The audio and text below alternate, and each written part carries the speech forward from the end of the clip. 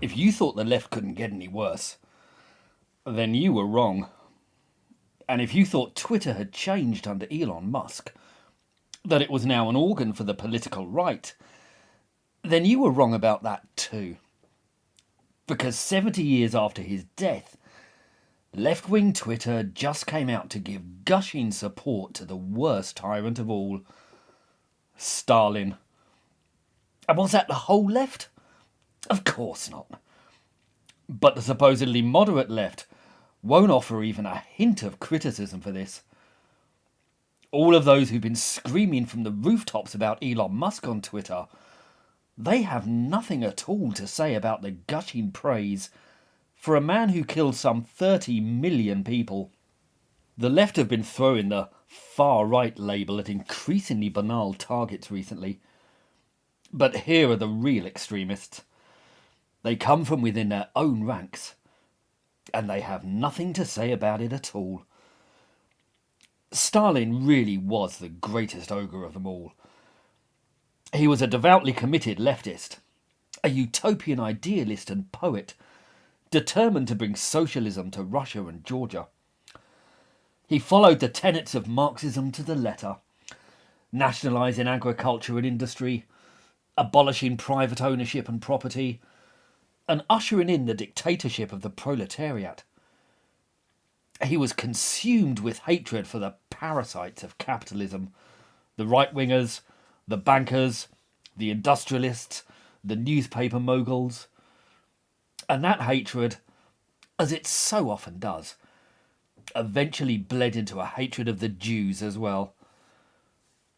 As with all extreme socialists, his faith was so strong that Stalin's state grew into a totalitarian nightmare. Freedom of speech and freedom of the press were crushed, and propaganda pushing the socialist dream was everywhere. Any critics of the Promised Land were ruthlessly browbeaten. As always, he expected these measures to usher in a utopia of harmony and equality. But stripping humanity of their incentives and freedoms crushes the drive and ingenuity on which successful societies depend. So it all collapsed in ruin, as it always does. And as they always do, the leftists refused to accept that either they or their socialist ideology could be to blame. It had to be right-wingers, wreckers, saboteurs destroying the state from within. So the secret police were unleashed, sent across the land to locate the vermin who were preventing real socialism from thriving. And they tortured and murdered millions, sending another 28 million to toil as slaves in the indescribable agony of the gulag.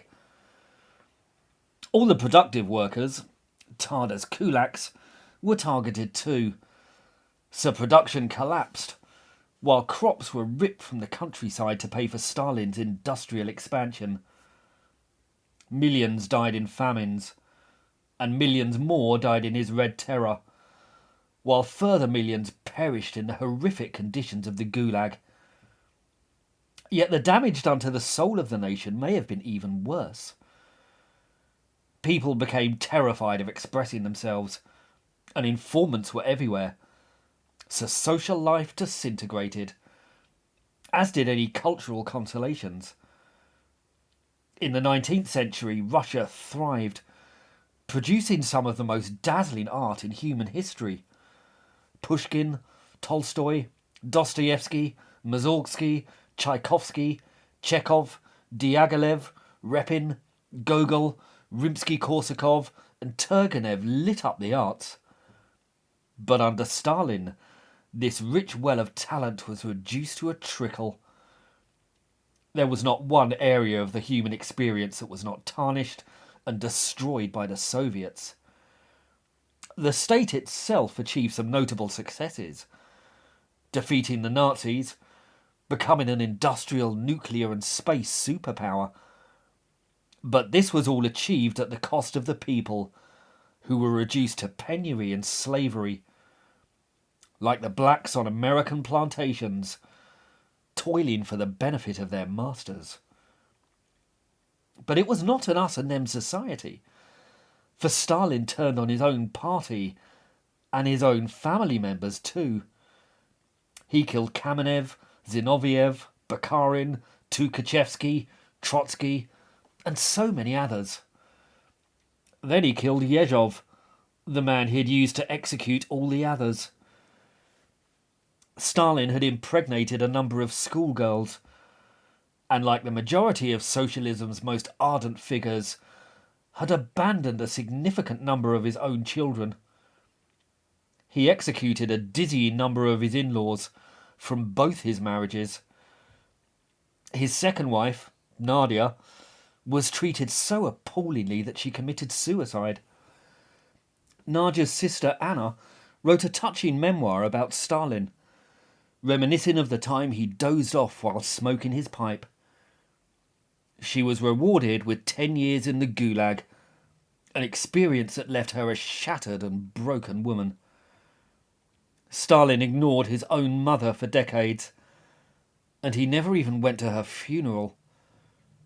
And this is the man still eulogized on the left, the subject of saccharine praise, while the bulk of the movement lacks the moral or intellectual courage to offer even a whiff of condemnation.